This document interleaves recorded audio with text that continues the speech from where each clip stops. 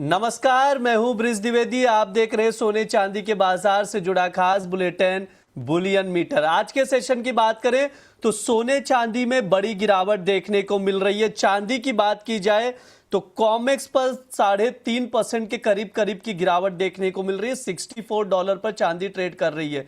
वहीं एमसीएक्स पर देखा जाए तो चांदी का भाव 2,31,200 चल रहा है। यहां पर भी तकरीबन 3% की गिरावट देखने को मिल रही है।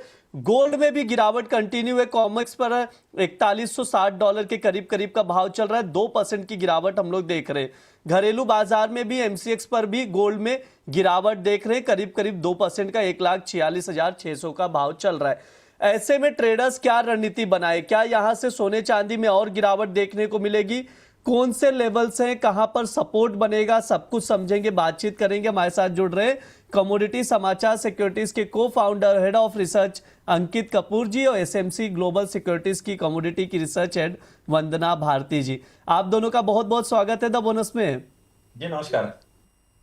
नमस्कार सर। नमस्कार मैम। अंकित सर, सबसे पहला सवाल मेरा यही है कि सोने चांदी में इतनी बड़ी गिरावट क्यों आ रही है? आज के सेशन में हम लोग इतना प्रेशर देख रहे हैं, लगातार भाव टूटता हुआ दिखाई दे रहा है। क्यों, क्या वजह है सर इसके पीछे?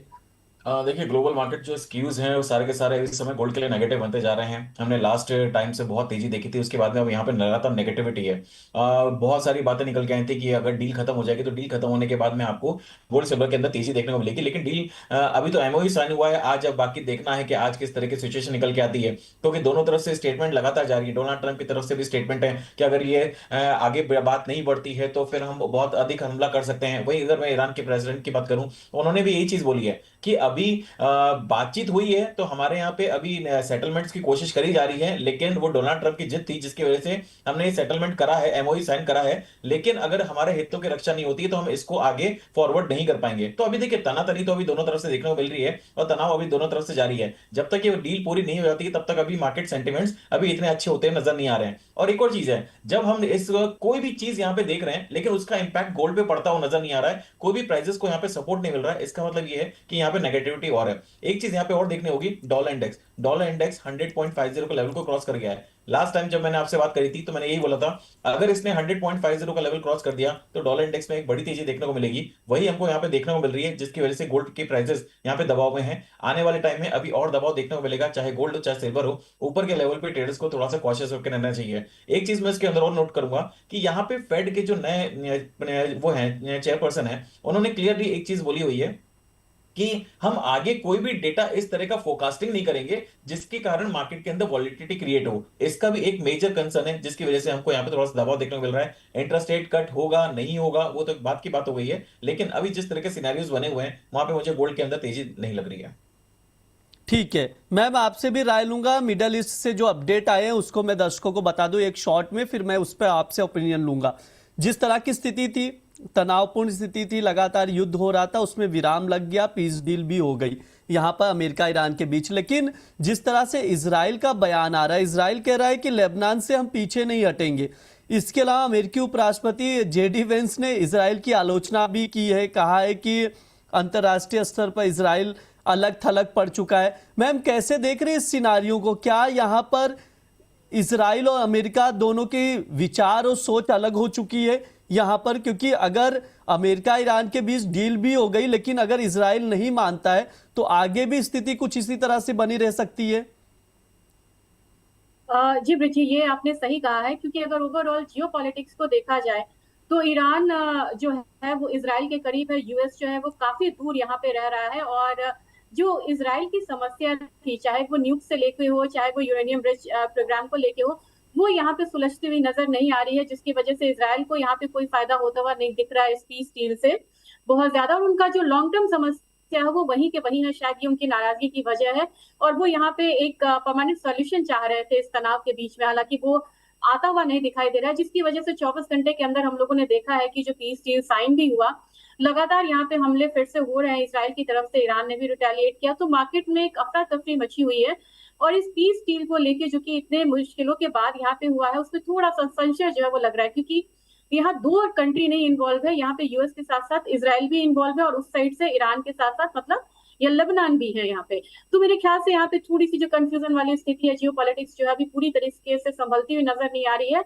लेकिन ओवरऑल एक नी जर्क रिएक्शन यहाँ पे, क्योंकि हॉर्मुज यहाँ पे जो भी यहाँ पे मतलब ट्रांसपोर्टेशन से वो चालू हो गए हुए हैं, तो उसका एक इम्पैक्ट हमें मतलब क्रूड ऑयल प्राइसेस पे देखने को मिल रहा है। तो क्रूड ऑयल प्राइसेस तो यहाँ पे डाउन साइड पे आ गया है, लेकिन इतने बड़े उलझे हुए जियो पॉलिटिक्स में ये दबाव जो है गोल्ड और सिल्वर पे अभी मुझे लग रहा है कि जारी रहेगा। और यहाँ का जो फायदा है वो सबसे अधिक आपको डॉलर इंडेक्स में देखने को मिल रहा है, और डॉलर इंडेक्स ने एक ब्रेकआउट दिया है। मुझे लग रहा है यहाँ पे ब्रिजी 102 का लेवल जो है वो इजिली यहाँ पे आएगा, और जब तक यहाँ पे 102 का लेवल यहाँ पे आ रहा है या हायर साइड में है, खास इन दो कमोडिटीज में यहाँ पे दबाव देखा जा सकता है। ठीक है, जिस तरह से प्राइजेस दिखाई दे रहे हैं अभी जो हम लोग गिरावट देख रहे हैं, अंकित सर मैं आपसे सबसे पहले चांदी पर व्यू लूंगा। जो 3% की गिरावट है, और बार बार जो इन्वेस्टर्स कह रहे थे, ट्रेडर्स कह रहे थे क्या 2 लाख का जो साइकोलॉजिकल लेवल है वहां तक चांदी वापस जा सकती है, तो आपसे यही समझना चाहते हैं अगर ब्रॉडर व्यू में लेकर चले अगर सिल्वर को, तो भाव में कितनी गिरावट आ सकती है, और शॉर्ट टर्म व्यू भी दीजिएगा कि ट्रेडर्स के लिए कौन से लेवल्स इंपॉर्टेंट नजर आ रहे हैं सिल्वर में। देखिए, अगर मैं चांदी की बात करूं तो थोड़ा सा यहाँ पे सपोर्टिव नजर आ रहा है। अभी भी अगर बात करूं तो गिरावट डेफिनेटली पिछले 3 से 4 दिन में हमको देखने को मिली है। लेकिन मैं अभी हाल फिलहाल की अगर बात करूं तो मुझे एक्सपेक्टेशन है कि 2,25,000 से 2,12,000 का एक मेजर सपोर्ट जोन है, तो वहां पे आपको चांदी के अंदर अब यहाँ पे आपको स्टैगर्ड मैनर में खरीदना चाहिए। देखिए, पैनिक है मार्केट के अंदर, वापस से 2 लाख के नीचे जाएगी और 1,30,000 आ जाएगा। अभी इस हाल फिलहाल में मुझे ऐसा नहीं लग रहा है। सिल्वर के अंदर डेफिनेटली पैनिक है, लेकिन कुछ समय बाद आपको वापस से इसके अंदर तेजी बनती नजर आएगी। तो दिस इज द लेवल 2,25,000 से मैक्सिमम। अगर मैं नीचे की बात करूं ड्रॉडाउन के 1,80,000, तो आप स्टैगर्ड मैनर में धीरे धीरे करके बाय करिए। एक बार आपको वापस से 3,10,000 से 3,35,000 तक के टारगेट देखने को मिलेंगे, लेकिन उसके अंदर थोड़ा सा समय जरूर लग सकता है। लेकिन मुझे लगता है कि नीचे के लेवल पे अगर बाय करेंगे तो ज्यादा बेटर रहेगा। इतना नीचे आने के बाद में फोमो में आके, पैनिक में आके मार्केट को बेच मत दीजिएगा इसलिए नीचे के लेवल पे, क्योंकि काफी अच्छे नीचे के लेवल पे बार बार इसी लेवल से पलट रहा है। पहले भी मैंने आपसे बात करी हुई है, जब भी आपको ये $60 के आसपास अगर मिलती है तो बाय करना शुरू करिए, और ऊपर में आपको $90 तक जाएगा, वहां पे प्रॉफिट बुक करिए। और ये सिनेरियो आने वाले टाइम में हो सकता है कि अगले 3 साल तक यही सिनेरियो चलता रहे। तो अभी सिल्वर की अगर बात करें, एक्सपेक्टेशन अभी भी है कि एक बार ये अच्छा खासा उछाल मारेगा। थोड़ा सा टाइम लगा सकता है, लेकिन नीचे के लेवल पे मैं खरीदारी की राय ही दूंगा। और सर ट्रेडर्स अभी दूर रहे चांदी से।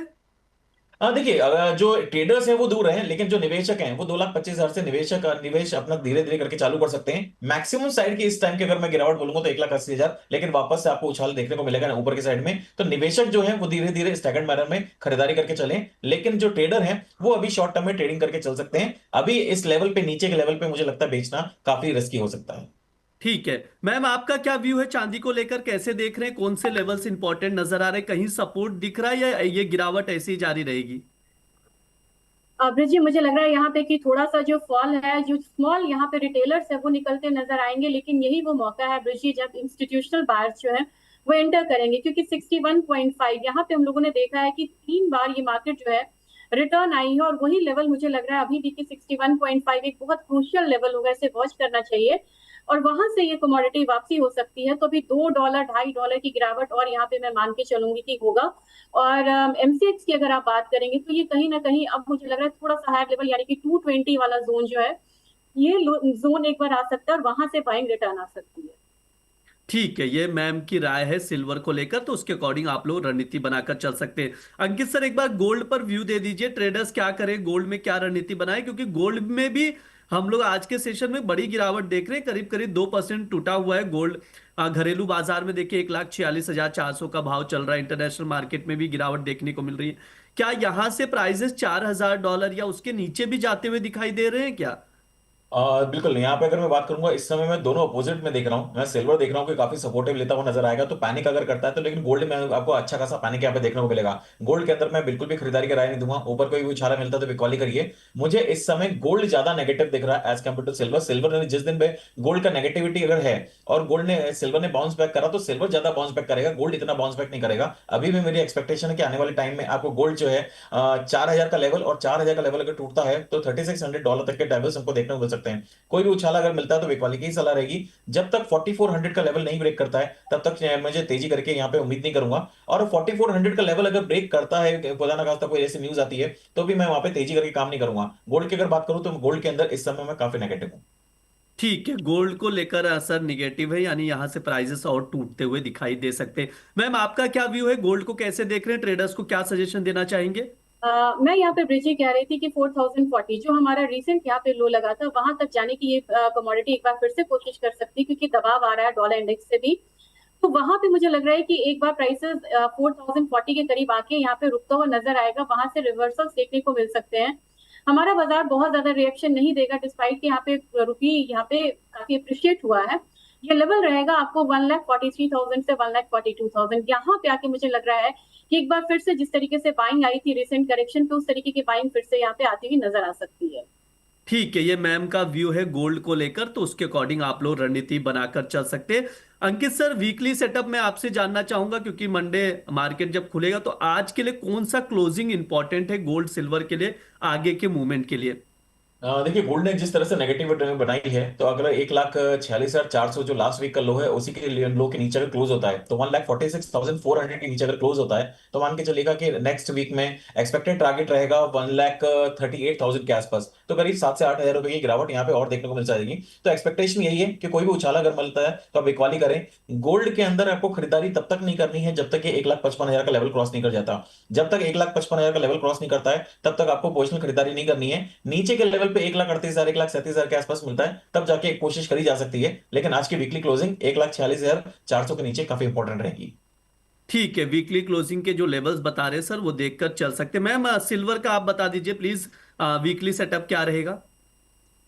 मुझे लग रहा है कि अभी थोड़ा सा यहाँ पे बिकवाली का ही रहेगा, 2,20,000 2,25,000 ये एक जोन यहाँ पे आता हुआ दिखाई दे सकता है। लेकिन ब्रिजी अगले हफ्ते हो सकता है कि इतने करेक्शन के बाद, क्योंकि ये जो करेक्शन है काफी डीप रहा है, 2,52,000 से हम लोगों ने 31,000 आता हुआ देखा, तो 20-25,000 के फॉल पे मुझे लग रहा है कि अगले हफ्ते बाइंग जो है वो यहाँ पे रिटर्न आ सकती है। तो 2,20,000 2,25,000 ये एक लेवल आए तो बाइंग रिकमेंडेशन रहेगी, और इसका जो टारगेट रहेगा वो 2,45,000 का रहेगा। स्टॉप लॉस अकॉर्डिंगली यहाँ पे लगाना होगा, और मुझे लग रहा है कि अगले हफ्ते हो सकता है कि यहाँ पे मार्जिनल बाउंस जो है वो आता हुआ देखिए सिल्वर।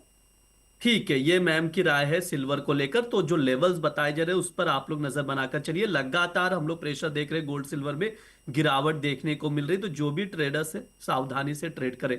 समय भी हो चुका है मैम, प्लीज डिस्क्लेमर दे दीजिए पहले आप। जी ब्रिजी, मेरी कमोडिटी में कोई भी पोजीशन नहीं है, लेकिन मेरी राय पे कंपनी में यहाँ पे पोजीशन हो सकती है क्लाइंट्स। अंकित सर, आपकी तरफ से डिस्क्लेमर प्लीज। जी, मार्केट मेरी कोई पोजीशन नहीं है, जो भी मैंने बात करी है सारी की सारी अनबायस्ड है। प्लीज बिना स्टॉप लॉस से मार्केट में ट्रेड मत करिए और अपने एडवाइजर की सलाह जरूर लीजिए। Thank you so much. जी बिल्कुल, बहुत बहुत शुक्रिया अंकित सर, वंदना मैम, समय देने के लिए बहुत बहुत धन्यवाद आप दोनों का।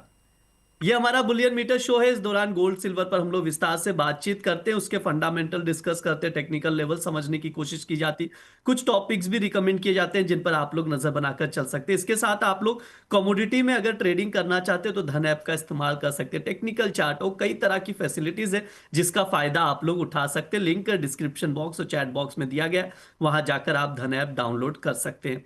फिलहाल के लिए शो में इतना ही रहेगा, आप लोग बने रहिए द बोनस के साथ। धन्यवाद।